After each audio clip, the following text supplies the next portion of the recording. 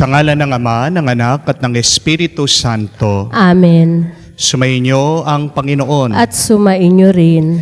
Mga kapatid, tayo ay nasa ika-11 linggo ng pangkaraniwan na panahon. Habang tayo ay nagpupuri at nagpapasalamat sa napakaraming biyaya at grasya na ating natatanggap sa ating mapagmahal na Diyos. Atin din sinasama at pinagdarasal sa misang ito ang ating mga tatay, ang ating mga ama. Ngayong linggo, pinagdiriwang din natin ang Father's Day. May kasabihan that a father's love is no less than a mother's love. Alam natin na walang katumbas ang pagmamahal ng isang ina. Pero ang pagmamahal ng isang tatay, hindi man halata, hindi man nakikita, pero ang pagmamahal ng isang ama ay mahalaga din, totoo, at umaapaw. Tandaan natin ang ating Panginoong Jesucristo pag nagdarasal, tinatawag niya ang Diyos bilang kanyang Ama. Naranasan ni Jesus ang pag-ibig ng Diyos sa larawan ng isang tatay. Kaya naman, ipagdasal natin ang ating mga ama. Alam natin na napakaraming mga ama, minsan ay hindi nagiging tapat sa kanilang mga asawa o kaya naman sa kanilang mga pamilya. Naway sa mga ama na lumayo, nawala sa kanilang mga minamahal, ay makapagbalik at maging buo ang kanilang pagsasama. Para naman sa mga ama na nahihirapan at nanghihina, naway tulungan sila ng Diyos at palakasin para pagpatuloy nila ang kanilang paglilingkod sa kanilang mga pamilya at para maging huwaran sila ng pagsunod sa kagustuhan ng Diyos. Sa napakaraming beses na kung saan tayo din ay nagkulang sa pagmamahal sa iba, lalong-lalo na sa ating mga minamahal na ama. Hilingin natin muli ang awa at pagpapatawad ng Diyos para tayo ay makitang karapat-dapat makatanggap sa mga banal na misteryo. Inaamin ko Sa makapangyarihang Diyos at sa inyo mga kapatid, na lubha akong nagkasala sa isip, sa salita, sa gawa at sa aking pagkukulang. Kaya isinasamo ko sa mahal na Birheng Maria, sa lahat ng mga anghel at mga banal, at sa inyo mga kapatid, na ako'y ipanalangin sa Panginoong ating Diyos. kaawaan tayo na makapangyarihang Diyos, patawarin tayo sa ating mga kasalanan at patnubayan tayo sa buhay na walang hanggan. Amen.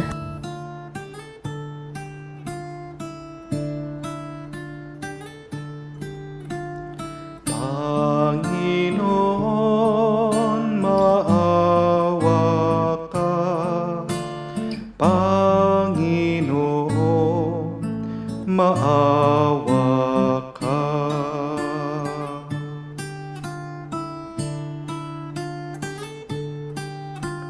Kristo, maawa ka. Kristo, maawa ka sa amin. Panginoon, maawa ka. Panginoon, maawa ka. Gloria in excelsis Deo.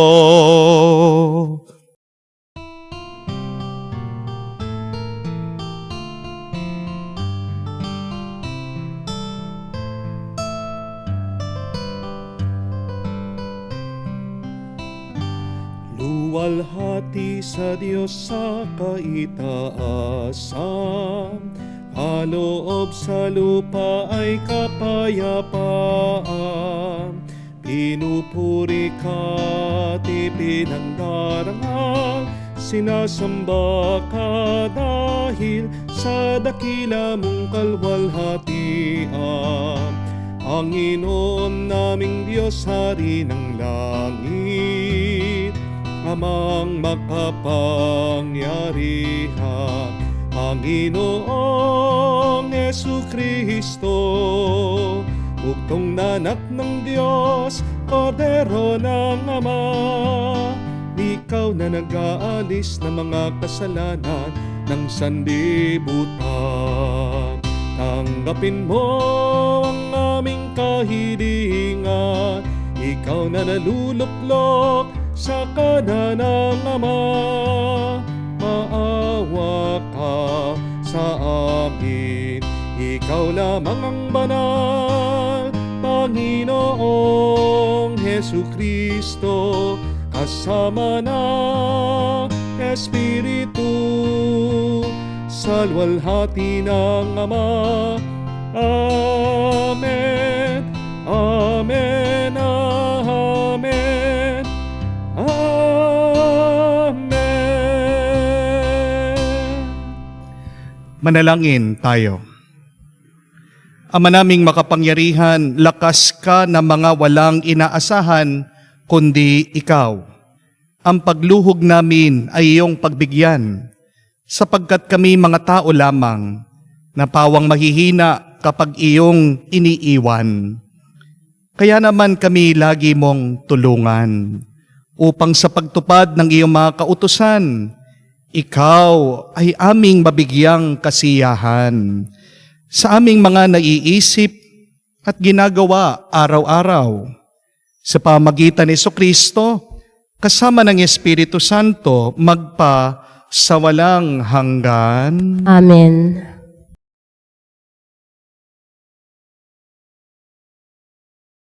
Pagbasa mula sa aklat ni Propeta Ezekiel. Ito nga ang pinasasabi ng Panginoon. Kukuha ako ng isang usbong ng sendro at aking iaayos. Ang kukunin ko yung pinakamura at pinakamatas na sanga. Itatanim ko ito sa isang matas na bundok at sa pinakamatas na bundok ng Israel upang lumago at mamungang mabuti at maging isang kahahangang sendro. Sa gayon, lahat ng uri ng hayop ay makapaninirahan sa ilalim nito. Ang mga ibon naman makakapamugad sa mga sanga nito.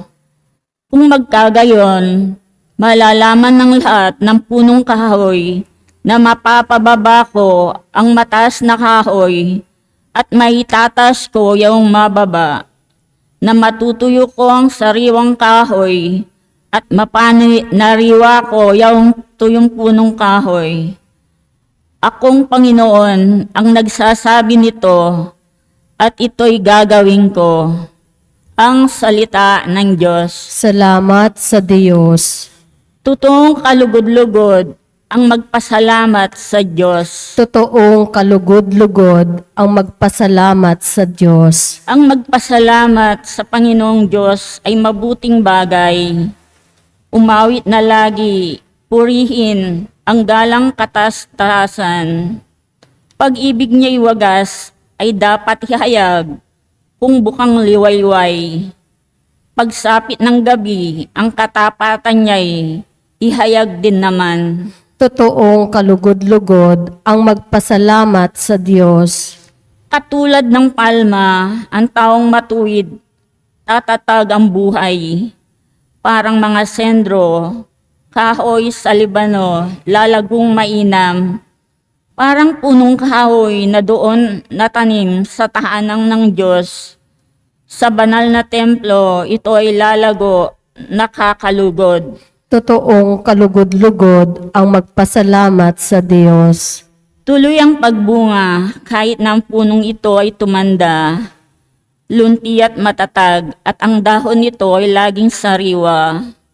Ito'y patuto ng Panginoon, tunay na matuwid.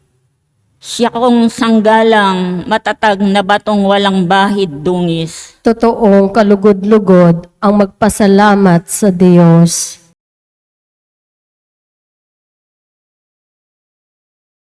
Pagbasa mula sa ikalawang sulat ni Apostol San Pablo sa mga Korinto. Mga kapatid, laging malakas ang aking loob. Alam ko na habang tayo nasa tahanang ito, ang ating katawan hindi mapapasa atin ang tahanang galing sa Panginoon.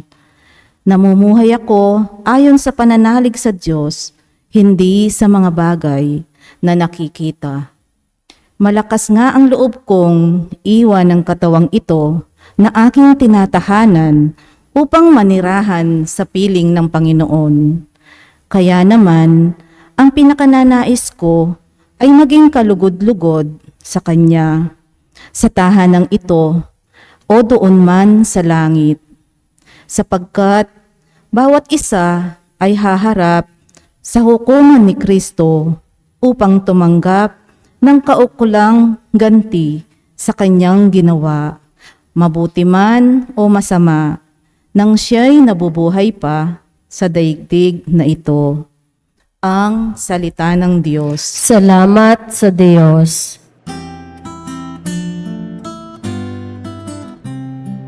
Alleluia, alleluia, alleluia, alleluia, alleluia,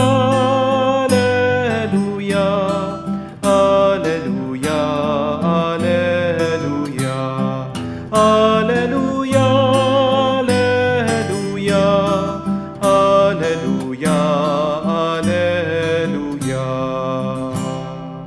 Salita ng Diyos, ang buto na tanim ni Hesus Kristo upang tumubo sa tao. Aleluya, aleluya. Sumainyo ang Panginoon. At sumainyo rin. Ang mabuting balita ng Panginoon ayon kay San Marcos. Papuri sa iyo, Panginoon. Nung panong yun, sinabi ni Jesus sa mga tao, ang paghahari ng Diyos ay maitutulad sa isang naghahasik ng binhi sa kanyang bukid. Pagkatapos yun, magpapatuloy siya sa kanyang pang-araw-araw na gawain. Tutubo at lalago ang binhi nang hindi niya nalalaman kung paano. Ang lupa siya'y nagpapasibol at nagpapabunga sa mga pananim. Usbong muna, saka uhay na pagkatapos ay mahihitik sa mga butil. Pagkahinog ng mga butil, agad itong ipagagapas sapagkat dapat nang anihin. Sa ano nating ihahambing ang paghahari ng Diyos? Sabi pa ni Jesus, anong talimhaga ang gagamitin natin upang ilarawan ito? Tulad ito ng butil ng mustasa na siya'y pinakamaliit sa lahat ng binhi. Kapag natanim na at lumago, ito'y nagiging pinakamalaki sa lahat ng puno ng gulay. Nagkakasanga ito ng malalabay, ano pat ang mga ibon ay nakapamumugad sa mga sanga nito.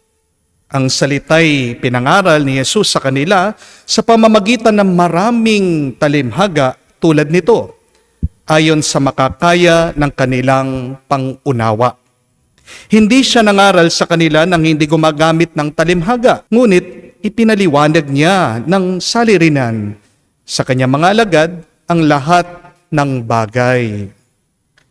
Mga kapatid, ang mabuting balita ng Panginoon. Pinupuri ka namin, Panginoong Hesus Kristo. Magandang araw po muli sa inyong lahat.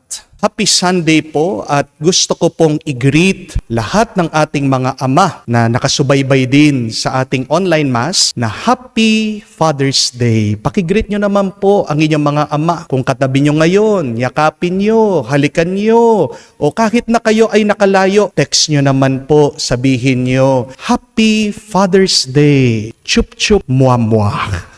Meron pong isang kwento tungkol din po sa isang ama. Ito pong tatay na ito, very hard worker, masipag po. Pero dahil po siguro sa kanyang trabaho, nakakalimutan niya yung kanyang obligasyon para sa kanyang anak. Minsan po, kailangan niya mag-attend ng PTA meeting, wala po doon yung tatay. dahil nagtatrabaho. Sinabihan naman po ng bata na siya ay magmo-moving up dahil po marami pong mga kausap, nakalimutan, nakaligtaan, hindi po nakarating doon sa moving up ceremony ng bata. Uhaw na uhaw po sa atensyon itong bata. Pag umuuwi yung tatay, minsan gustong makalaro ng bata o makasama, makakwentuhan, hindi man po maibigay ng oras ng tatay sa kanyang anak. Pero kahit na marami pong pagkukulang ang anak, mahal na mahal pa rin niya yung kanyang ama. Kaya nga po nung minsan, nakonsensya po itong tatay at naisipan niya para makabawi, sila po ay magbabakasyon. At niyaya po niya yung kanyang anak, very excited po yung bata, sila po ay nag-beach. Pero doon po sa tabi ng dagat, meron pong isang bundok. Kaya pagkatapos po nilang lumangoy, sila po ay nag-hiking, umakyat doon sa bundok. At pagkaakyat nila, nandun na sila sa tuktok ng bundok, nakita po nila, napakalawak, sinubukan po ng bata na siya ay sumigaw. Sabi po niya, I love you, Papa. Dahil po napakalawak ng lugar, biglang nag-echo. Sabi po, I love you, Papa. Papa, Papa, Papa, Papa. Ito pong tatay, sinubukan din po. Sabi niyang ganyan, I love you, anak. Bigla sumagot po yung echo. Alam niya po sabi, sinungaling, sinungaling, sinungaling, sinungaling.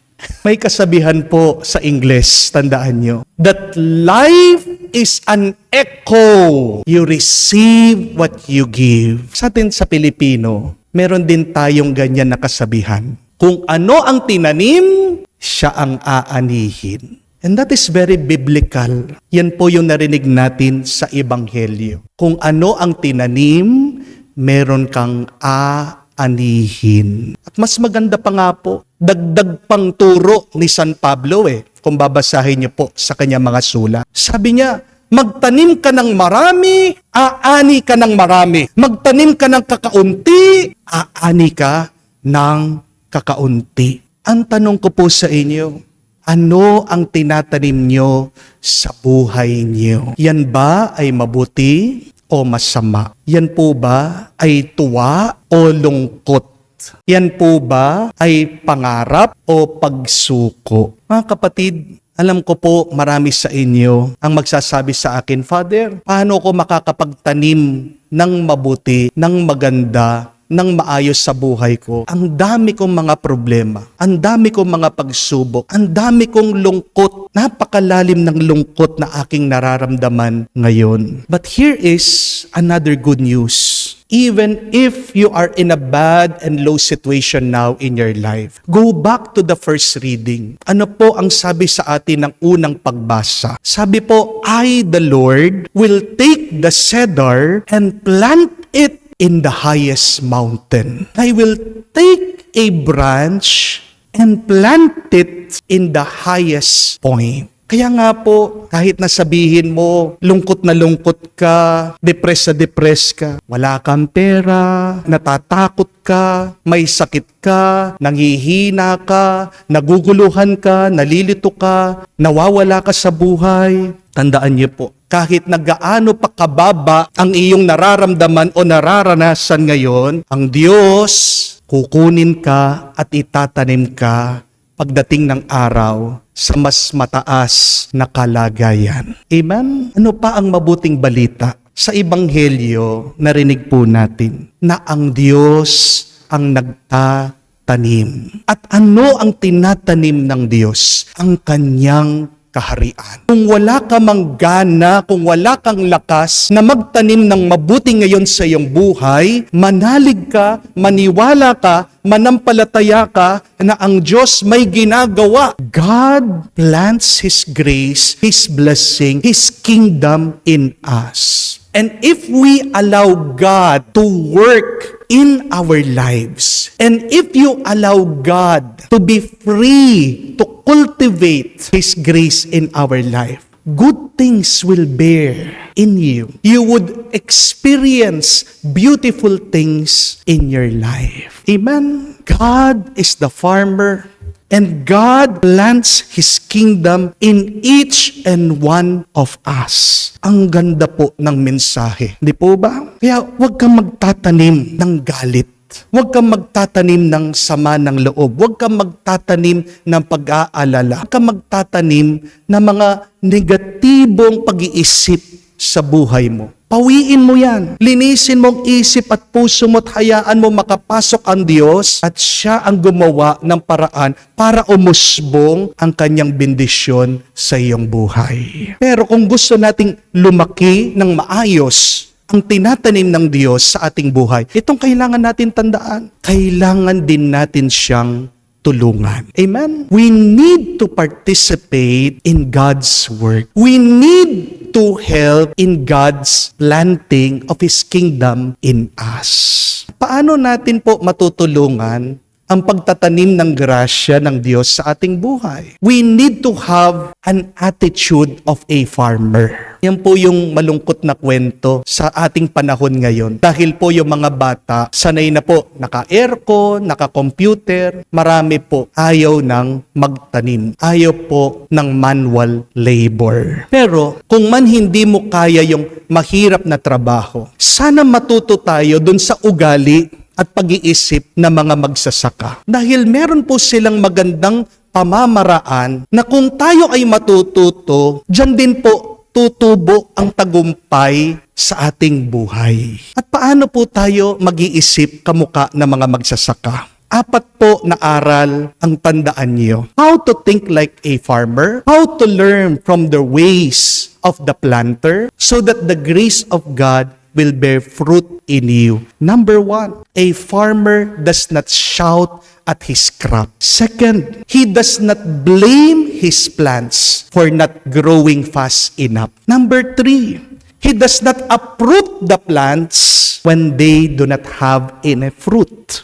Number 4, he irrigates and fertilizes. Isa-isahin po natin. Mga kapatid, my dear friends, your dreams, your career, your relationship, your spirituality, your health will also grow abundantly if you follow these 4 steps. If you follow these 4 rules in planting. Number 1, do not shout. Huwag po kayong sisigaw. Do not shout at what you are doing. Do not shout at your work. Do not shout at people. Huwag niyo pong sisigawan yung mga minamahal niyo. Huwag kayong sisigaw sa buhay niyo. Narinig niyo naman po sa Ebanghelyo, di po ba? Yung nagtatanim, ang Diyos, tahimik na nagtatrabaho. At kahit po buksan niyo ang inyong Biblia, hanapin niyo, hindi niyo mababasa na sumisigaw ang Diyos. Ang Diyos nag-uutos sa kanyang bayan na sumigaw. Ang bayan ng Diyos sumisigaw, nagdidiwang. Pero kahit na galit ang Diyos, hindi siya sumisigaw. Bakit? Naiintindihan ng Diyos na hindi tutubo ang kanyang tinatanim kung sisigawan niya. Amen? Remember that thunder will not help the growth of plants. But it is the gentle rain that helps its growth. Kahit na kumulog ng kumulog, anong mangyayari po doon sa tinanim mo? Matatakot yan. Matutuyo yan. Uurong yan. At ganyan din po sa ating buhay. My dear friends, if you shout at people, the people will only remember the negative feelings and not your message. No matter how good intention you are, kahit na sabihin mo, mabuti naman yung aking gusto, mabuti ang aking mga balak. Pero hindi yan tungkol dun sa kung ano yung iyong nararamdaman. Tungkol yan dun sa ano ang pinadama mo doon sa tao. Amen? We must learn to be quiet when we work. Try it. Kahit na anong gawin mo, huwag kang mag-ingay. Tumahimik ka. Dahil yung bibig mong yan, ikakapahamak mo. Amen? Tumahimik ka lang. Kung nangangarap ka, tikom mo ang bibig mo pag nagtatrabaho ka. Huwag kang magsasalita. Kung ikay umaasenso at nagtatagumpay, magsalita ka lang. Pagtapos na ang lahat, pag nakamtan mo ng panaginip mo. That is the first one. Do not shout. Be quiet in your work. But secondly, do not blame the plants when they are not growing. Huwag mo sisisihi ang iyong tinanim dahil hindi pa ito mabilis na tumutubo. The first sin of man in Genesis is his disobedience of God. Pero alam niyo po ba kung ano yung pangalawang kasalanan ng tao pagkatapos niyang sumuway sa Diyos? Yung may sinisi siya dun sa kasalanang ginawa niya. That is the second sin of man. Blaming others for your sin. Gustong-gusto ko po itong kasabihan ng mga Chinese. Sabi po nila, he who blames others has a long way. He who blames himself is halfway there. And he who blames no one has reached their destination. Ang ganda po, no? Pag sinisisi mo ang iba, malayo pa ang tatahakin mo. Sisihin mo ang sarili mo, malapit ka na. Pero pag wala ka ng sinisisi, nakarating ka na. Kapatid, remember that blame leads to pain. Ang ganda po nun. Bakit ka nasasaktan? Kasi may sinisisi ka. Kung wala pang bunga, huwag kang magbubunga nga. Wala kang magagawang mabuti sa iyong pagsisisi. Remember that you cannot undo the past, but you can always improve the present and your future. Kahit na anong sabihin mo, kahit sino ang sisihin mo, pag nangyari na. Pero nung magandang gawin, kung meron man pagkakamali, di ayusin mo yung ngayon. Lalong-lalo na ayusin mo ang sarili mo. Amen? Third, do not uproot when you do not have any fruit. Cool ka lang. Huwag kang magmadali. Mga kapatid, minsan, akala natin na hindi tumutubo. Pero sa totoo, ang unang tumutubo sa halaman, yung ugat. Tandaan niyo po ito. The deeper the roots, the sweeter the fruit. Ang ganda po, no? May dahilan bakit ang Diyos inuuna niya na tumubo mas malalim yung ugat. Kasi pag dumating na yung bagyo, siguradong matatag yan. Ang dami sa atin, gusto kasi merong bunga. Pero itong problema. Pag dumating ng pagsubok, ano mangyayari sa bungang yan? Mahuhulog, mawawala, masisira. Huwag kang malulungkot na inuuna mo muna ang pundasyon o ang ugat ng iyong buhay. Kasi ibig sabihin, pag malalim ang iyong ugat, mas matibay ang iyong pagharap sa pagsubok at ng problema. Amen? So be patient.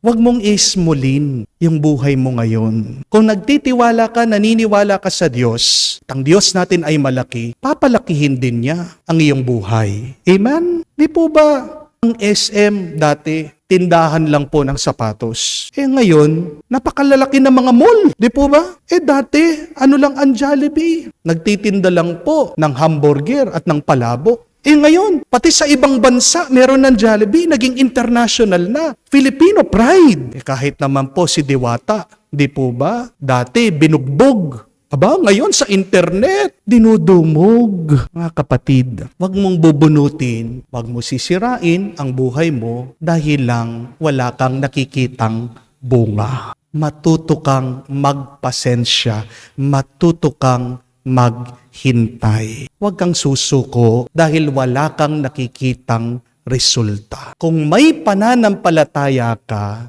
may makikita ka higit sa nakikita ng mata. Amen? Pang-apat at kahuli-hulihan. Irrigate and fertilize.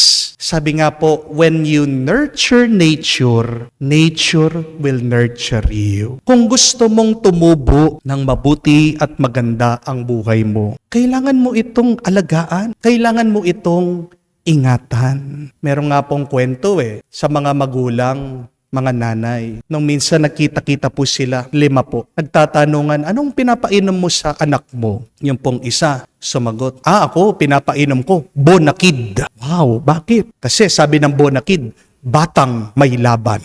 Di po ba? Para paglaki ng anak ko, may laban yan. Yung pong pangalawa, sabi, ako, pinapainom ko, Nido. Kasi sabi ng Nido, you're my number 1. Pagdating ng araw, itong aking anak, number 1. Yan pong pangatlo, sabi, pinapainom ko sa anak ko, Cobra. Cobra? Yung energy drink. Bakit? Anong sabi ng Cobra? Hindi umaatras, tunay na lakas. Pagdating ng araw, hindi aatras yan. Talagang malakas. Yung pong pang-apat, sabi, wala kayo. Pinapainom ko sa anak ko, Emperador.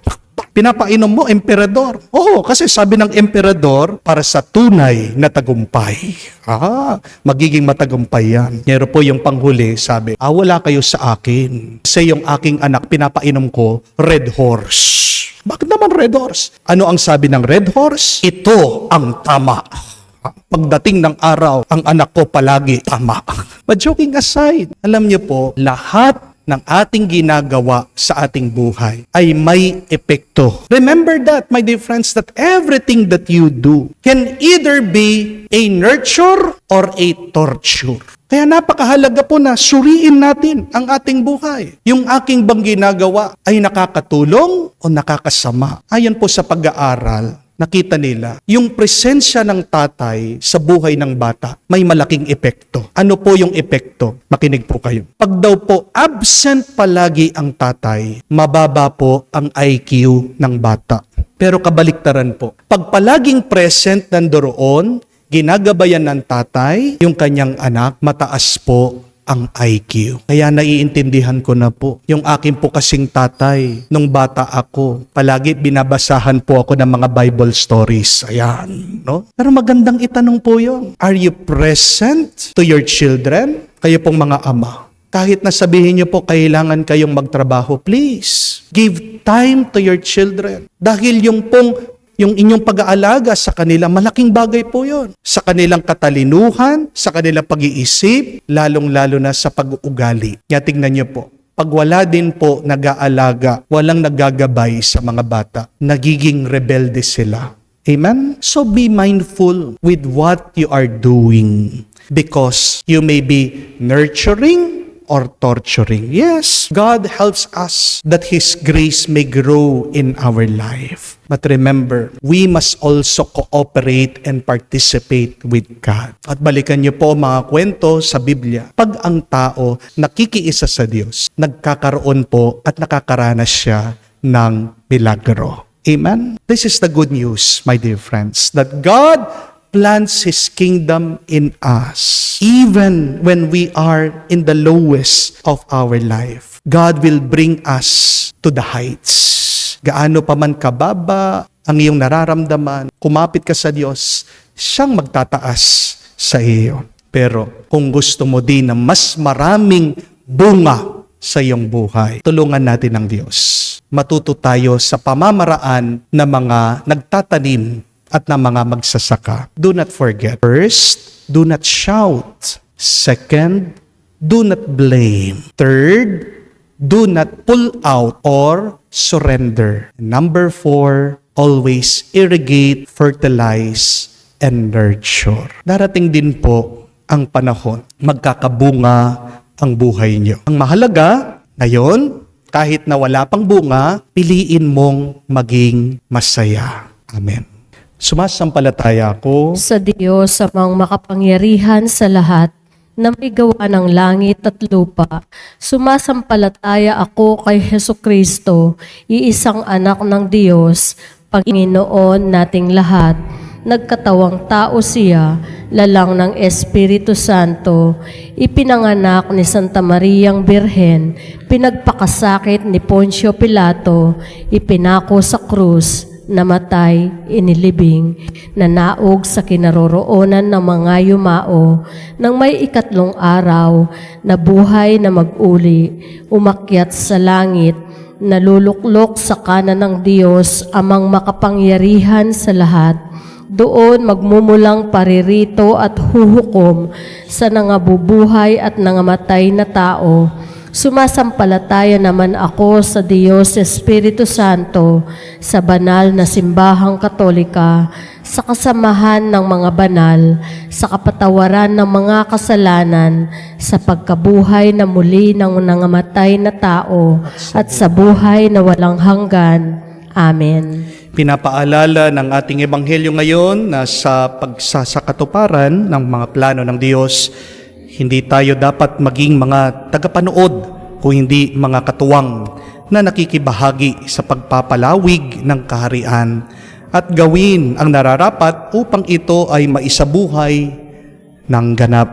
Humiling tayo ng biyaya na sapat upang may sakatuparan ito. Ating sabihin at dasal. Panginoon, dinggin mo kami. Para sa simbahan na inatasan ni Kristong ipagpatuloy ang kanyang misyong maghasik ng binhi ng kaharian sa buong mundo, naway gawin niya ito na tigib ng katapatan at pag-asa.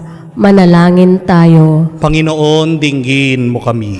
Para sa Santo Papa Francisco at lahat ng pinuno ng mga lokal na sambayanang Kristiyano, naway higit pa nilang gabayan ang mga mananampalataya sa pamamagitan ng kanilang masiglang pagpapahayag ng kaharian at pagsasabuhay nito. Manalangin tayo.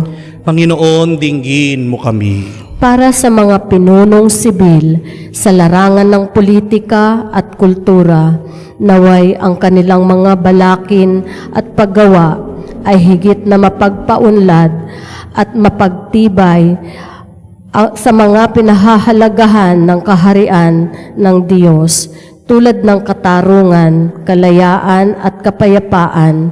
Manalangin tayo. Panginoon, dinggin mo kami.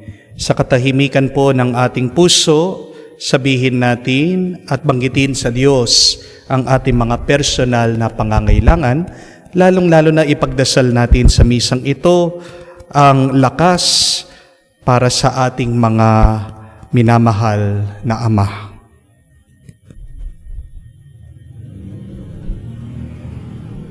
Panginoong Diyos, Ikaw ang pasimula, ang tagapagtaguyod, ang lubos na katuparan ng kagandahan ng iyong kaharian. Kami nagpapasalamat dahil kami iyong tinawag upang maging katuwang sa pagpapalaganap ng iyong mapagligtas na panukala. Pagkaloob mo kami ng pananampalataya, kababaang loob at tiyagang kinakailangan namin upang aming matupad ang dakilang misyon na ito sa pamamagitan ni Kristo, aming Panginoon. Amen.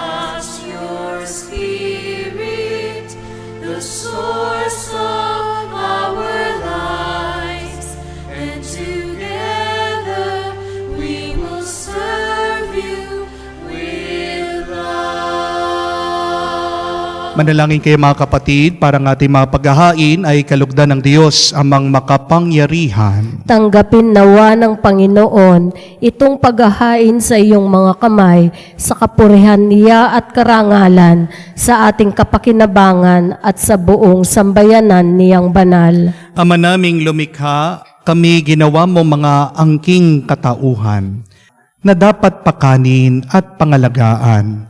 Ang iyong dinudulutan ng banal na pakikinabang, ipagkaloob mong kami huwag magkulang sa mga inuukol mo sa aming kapakanan. Sa pamamagitan ni Jesucristo kasama ng Espiritu Santo, magpasawalang hanggan. Amen. Sumainyo ang Panginoon. At sumainyo rin. Itaas sa Diyos sa inyong mga puso at diwa. Itinaas na namin sa Panginoon. Pasalamatan natin ang Panginoong ating Diyos. Marapat na siya ay pasalamatan. Ama naming makapangyarihan, tunay nga marapat ikaw ang aming pasalamatan. Nasa iyo ang aming buhay, pagkilos at pag-iral. Sa pamumuhay namin araw-araw, tinatamasa namin ang iyong pagmamahal. Sa pag-ibig mong pinunla sa sangkatauhan, ang Espiritu Santo'y unang aming bigay. Ng anak mong naglagak sa amin ng katiyakang nakalaang mabuhay kami sa piling mo kailanman. Kaya kaisa na mga anghel na nagsisiawit ng papuri sa iyo, nang walang humpay sa kalangitan, kami nagbubunyi sa iyong kadakilaan.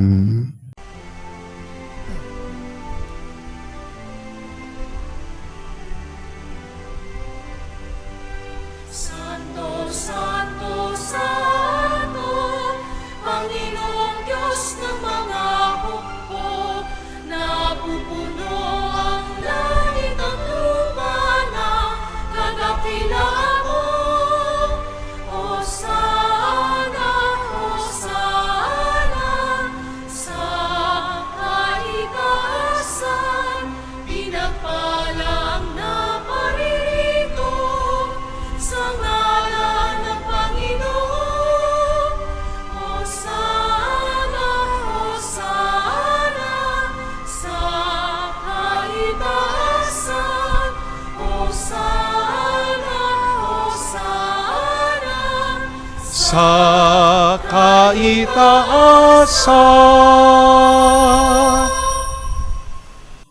Ama naming banal, ikaw ang bukalan tanang kabanalan. Kaya't sa pamagitan ng iyong Espiritu, gawin mong banal ang mga kaloob na ito, upang para sa amin maging katawan at dugo ng aming Panginoong Heso Kristo. Bago niya pinagtiis ang kusang loob na maging handog, hinawakan niyang tinapay, pinasalamatan kanya, pinaghati-hati niya iyon, inabot sa kanya malagad at sinabi, "Tanggapin ninyong lahat ito at kanin.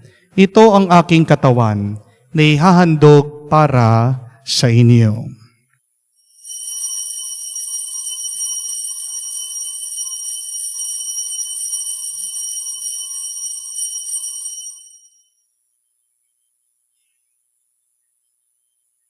Gayon din naman na matapos ang hapunan, hinawakan niya ang kalis.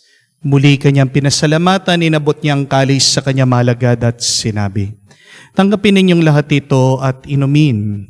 Itong kalis ng aking dugo, ng bago at walang hanggan tipan. Ang aking dugo na ibubuhos para sa inyo at para sa lahat, sa pagpapatawad ng mga kasalanan. Gawin ninyo ito sa pag-aalaala sa akin."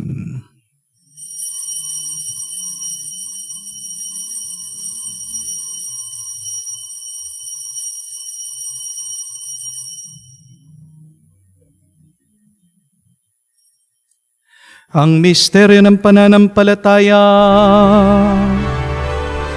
aming ipinahayag na namatay ang iyong anak, nabuhay bilang Mesiyas at magbabalik sa wakas para mahayag sa lahat.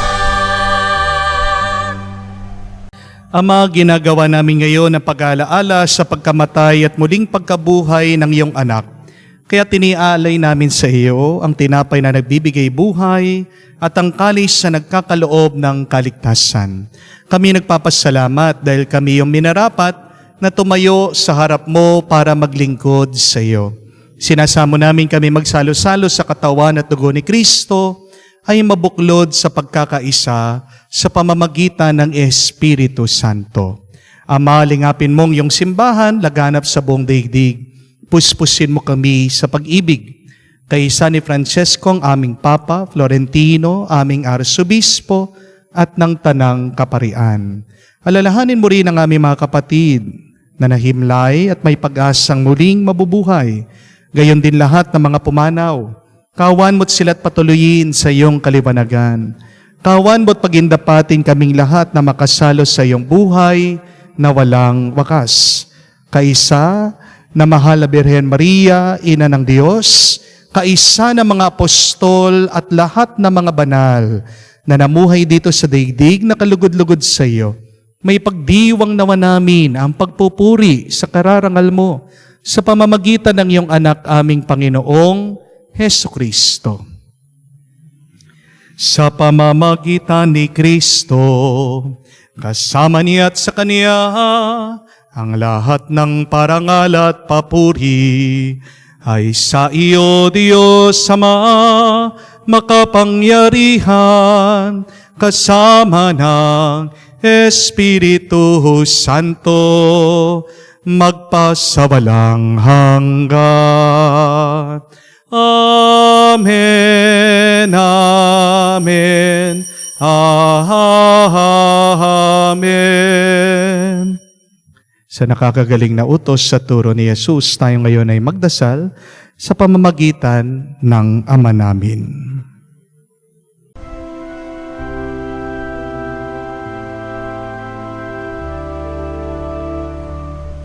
Ama namin, sumasalangit ka, sambahin ang ngalan mo, mapasa amin ang kaharian mo, sundin ang loob mo dito sa lupa para nang sa langit. Bigyan mo kami ngayon ng aming kakanin sa araw-araw. At patawarin mo kami sa aming mga sala para nang magpapatawad namin sa nagkakasala sa amin. At huwag mo kaming ipahintulot sa tukso, at iadya mo kami sa lahat ng masama. Hinihiling namin kami adya sa lahat na masama, pagkalooban ng kapayapaan araw-araw, iligtas sa kasalanan, ilayo sa lahat ng kapamakan, samantalang aming pinanabikan ang dakilang araw ng pagpapahayag ng tagapagligtas naming si Heso Kristo. Sapagkat iyo ang kaharian, ang kapangyarihan, at ang kapurihan magpakailanman. Amen. Panginoong Heso Kristo, sinabi mo sa mga apostol, kapayapaan ang iniiwan ko sa inyo, ang aking kapayapaan ang binibigay ko sa inyo. Tunghayan mo ang aming pananampalataya at huwag ang aming pagkakasala. Pagkalooban mo kami ng kapayapaan at pagkakaisa ayon sa iyong kalooban, kasama ng Espiritu Santo, magpa sa walang hanggan. Amen. Kapayapaan ng Panginoon ay laging sumainyo. At sumainyo rin. Magbigayan po tayo ng kapayapaan sa bawat isa. Peace with you po. Kapayapaan po sa inyong lahat. Kordero ng Diyos na nag-aalis ng mga kasalanan ng sanlibutan, maawa ka sa amin. Maawa ka sa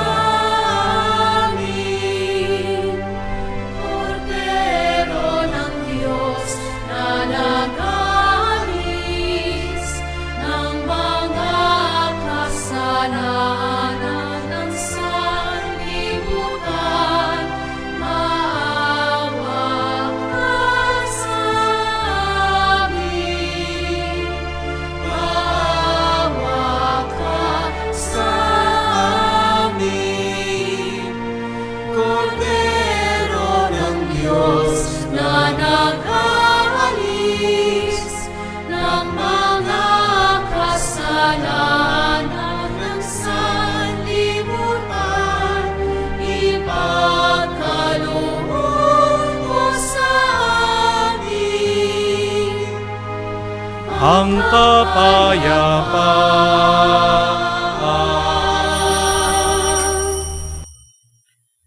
Mga kapatid, naririto ang ating Panginoong Jesucristo, ang Kordero ng Diyos, nag-aalis sa makasalanan ng sanlibutan. Mapalad tayong lumalapit sa piging ng Kordero. Panginoon, hindi ako karapat-dapat na magpatuloy sa iyo, ngunit sa isang salita mo lamang ay gagaling na ako.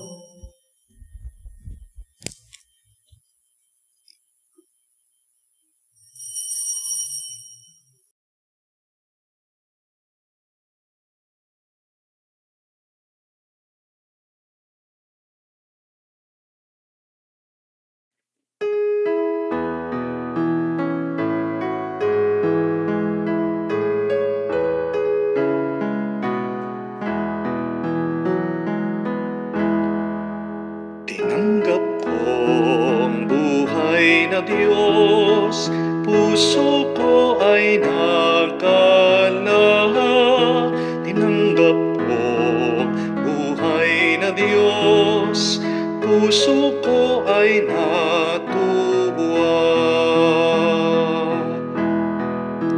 Tinapay siya ng buhay, hinati at binigay para mangbigay buhay, huwag mangamba kailanman.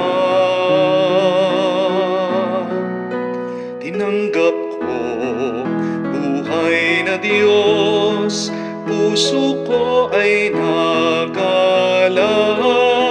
Tinanggap ko buhay na Diyos, puso ko ay natuwa.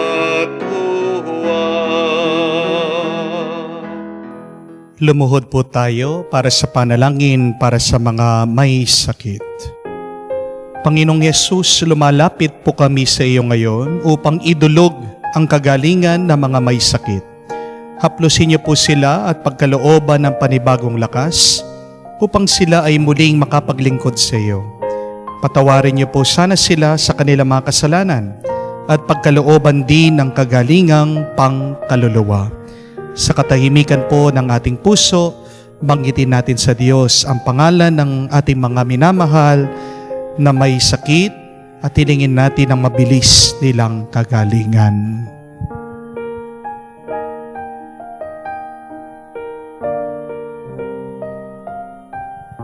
Hinihiling namin to sa ngalan ni Kristo, aming Panginoon. Amen. Panalangin para sa mga OFW. Ama, pinapanalangin namin sa iyo na tatanging kahilingan ng lahat ng mga nagtatrabaho sa ibang bansa. Tulungan mo sila bawat sandali ng kanilang buhay habang nasa ibang bansa. Palakasin mo sila kapag pinanghihinaan sila ng kalooban.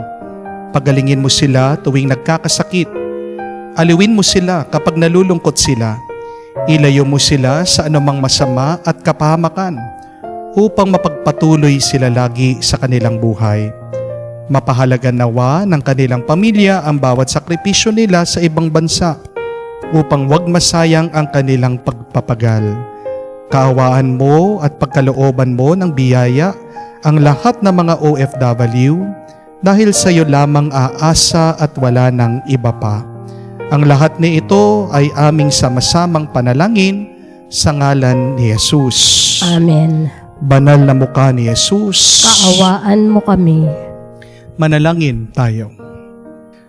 Ama naming mapagmahal, ang pinagsasaluhan naming banal na pakikinabang na nagpapahiwatig ng iyong pakikiisa ay tanang narito nakikipagdiwang at magdulot nawa ng pakikiisa sa iyong sambayanan sa pamamagitan ni Jesucristo kasama ng Espiritu Santo magpa sa walang hanggan. Amen. 4 na bagay na kailangan nating gawin para tulungan natin ang Diyos sa pagpapatubo ng kanyang kaharian o ng kanyang grasya sa ating buhay. Maging kaugali natin o maging kaisip natin ang mga magsasaka. Una, huwag kang sisigaw. Pangalawa, huwag mong sisihin ang iba. Pangatlo, huwag mong puputulin agad kung hindi tumutubo. Huwag mong bubunutin agad kung wala kang nakikitang bunga. Pero pang-apat, kailangan din natin alagaan, irrigate, and fertilize, nurture. Tumulong tayo sa pagpapalaki para agad nating makita ang bunga na para sa atin. Pero meron pang 5. Kailangan din natin na pasalamatan at tulungan ang nagtatanim. Kung ang Diyos hindi napapagod, tayong mga tao napapagod tayo. Normal lang yan. Dahil meron tayong katawan. Normal lang yan. Dahil hindi tayo perpekto. Napapagod din ang iyong isip, napapagod din ang iyong puso. Masisipag ang nagtatanim kung pinapalakas mo siya. Kung pinapasaya mo siya. At ngayong araw, para sa ating mga tatay, para sa ating mga ama, palakasin natin sila.